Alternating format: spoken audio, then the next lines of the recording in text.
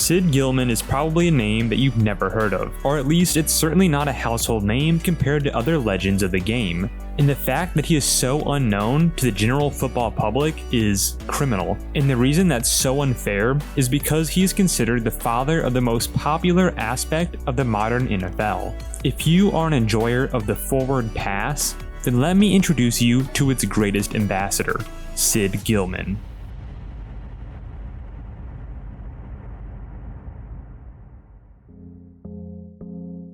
Gillman joined the NFL after a long, successful run at the collegiate level. At age 44, the National Football League's Los Angeles Rams would hire Sid Gillman to be their next head coach in 1955. He would coach in LA for 5 years, going 8-3 in his first season, but losing the NFL championship to Paul Brown's Cleveland Browns 38-14. The remaining years on the Rams were mediocre, and he was let go after a 2-10 finish in 1959. His next stop would be in the American Football League with the Los Angeles Chargers in 1960. It was the first year of the Chargers' existence, and their only year in Los Angeles before moving to San Diego. Gillman would play an integral part in adding legitimacy to not only the Chargers, but the AFL as a whole. He set a professional standard of excellence that other teams had to follow in order to keep up with Gillman. In his 11 years as Chargers head coach, Gillman would go 86, 53, and 6 and become the Chargers' all-time winningest coach. He made the playoffs 5 times, including a 51-10 beatdown against the Boston Patriots in the 1963 AFL Championship game.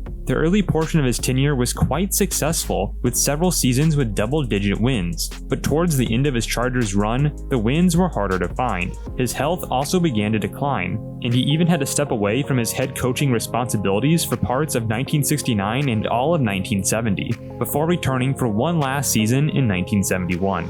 Following his departure from the Chargers, he spent one season as a quality control coach for Tom Landry's Dallas Cowboys. But in 1972, he got back on the saddle and took the head coaching position with the Houston Oilers, a position he would hold for just 2 years. He would finish up his professional coaching career in the NFL with assistant coaching stops with Jack Party's Chicago Bears and Dick Vermeil's Philadelphia Eagles.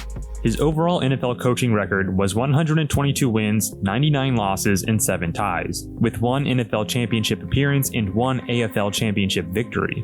But his legacy was much larger than just his win-loss total. His impact on the way the game is played greatly overshadows that. The concepts he used in the downfield passing game back in the early 50s and 60s are still being used on all levels of football from Pop Warner through professional to this very day. There was no one who loved passing the ball more than Sid Gillman. If there was a man to immortalize the phrase, "F it, chuck it," it would be Gillman. His players told stories of how, as an assistant coach, he would follow up long meetings about the run game and say, quote, "Alright, offensive guys, we just wasted 2 hours trying to gain 3 yards. Now we're going to put in the passing plays." Other revolutionary ideas Gillman brought to the world of professional coaching is being the first to extensively watch and study game film, and also the first to hire a strength coach to his staff. The X's and O's knowledge he bestowed on the league was copied and built upon by both his opponents and his own understudies. With that being said, I'd like to take a look now at the coaching tree of Sid Gillman. And the first thing you'll notice is not just a tree, but rather closer to an entire forest. The direct and indirect impact on some of the most notable names in NFL history can all be linked back to Sid Gillman. So let's take a short look at all the coaches on his coaching tree, and let's begin with Al Davis.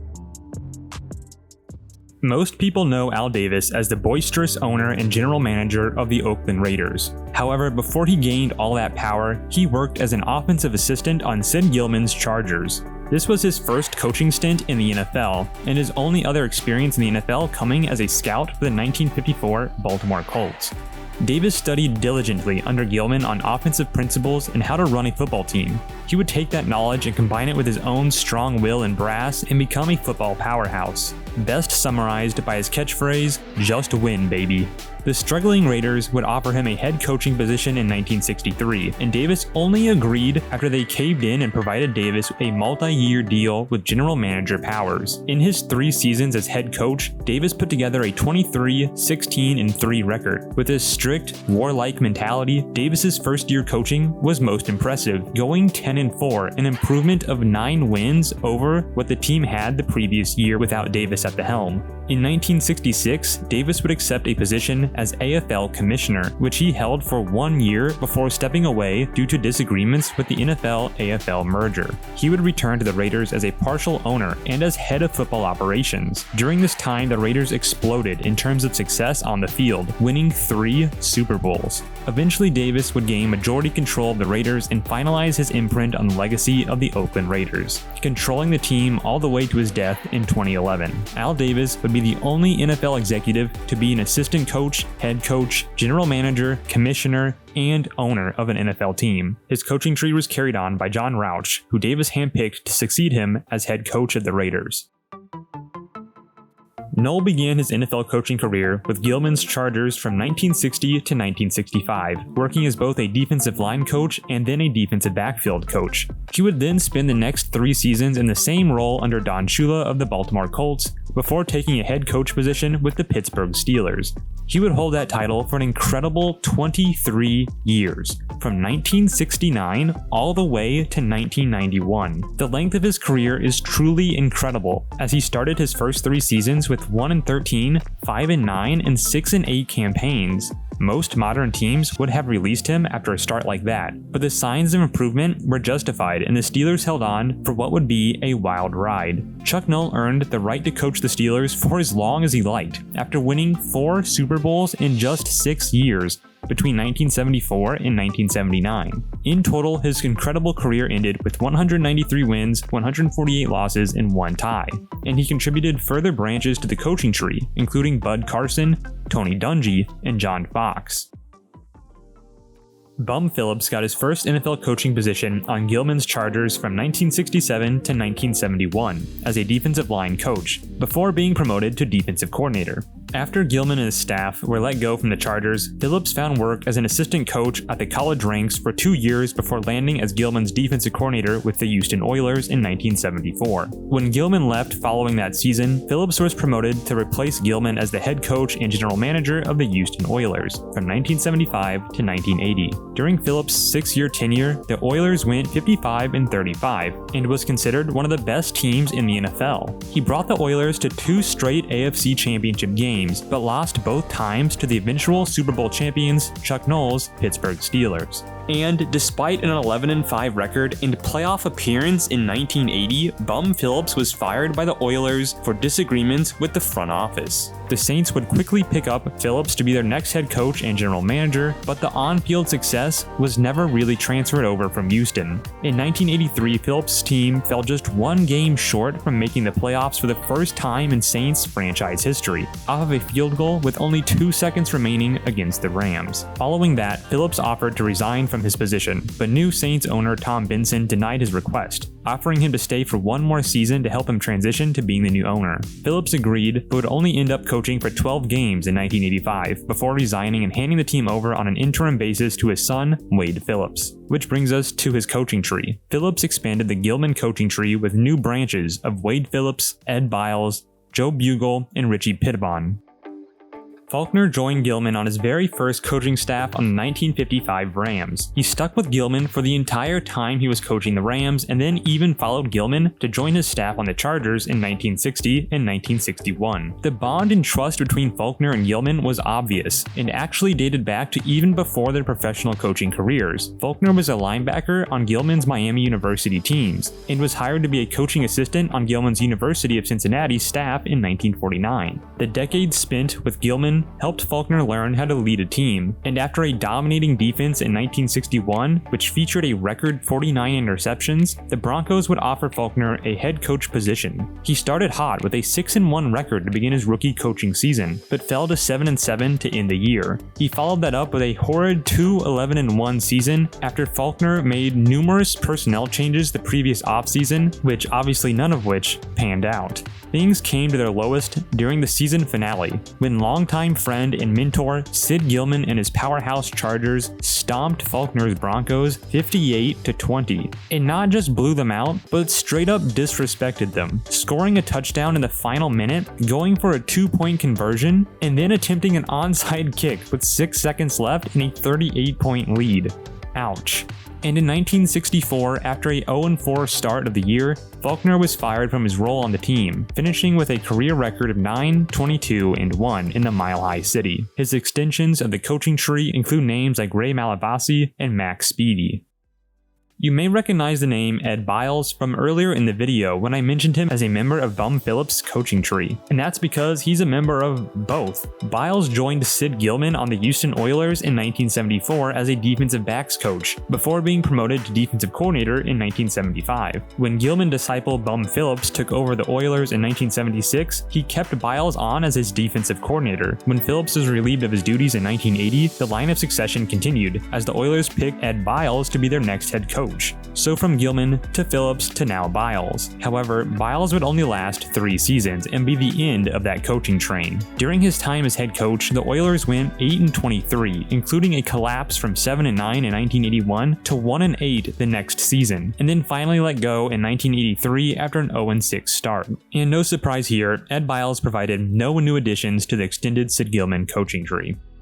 Following a successful career as an offensive lineman for Paul Brown, Lou Rimkus would return to the NFL for 4 years as a line coach for the Green Bay Packers. Rimkus would then join Gillman's Rams staff as an offensive line coach from 1958 to 1959. Rimkus was seen as a potential head coach candidate and nearly got the Los Angeles Chargers job before Gillman was selected instead. The Houston Oilers would offer Rimkus their head coaching job instead, a position he would hold for just 2 years, 1960 and 1961. And let me tell you, what an interesting 2 years. In 1960, Rimkus rattled off a 10-4 record and won the AFL Coach of the Year, before going on to defeat Sid Gillman and the Chargers in the AFL Championship game 24-16. Oilers owner Bud Adams never stopped celebrating that championship victory and ordered his team to spend 2 weeks of training camp in Hawaii. Rimkus was not pleased with the decision and he thought it was a distraction for the team. And it would appear he was right, as the team got off to a 1-3-1 start in 1961, and Adams would fire Rimkus for the reasoning of not fully utilizing the team talent. And whether that was the real reason or if there was some sort of rift between the two men is unknown, but either way, the new interim head coach Wally Lim would lead the team on a rebound and win a second consecutive championship title. So Rimkus went from league champion in his first year to fired after just 5 games in his second. Certainly one of the oddest NFL careers, and given the very short duration of that career, there have been no new extensions added to the coaching tree.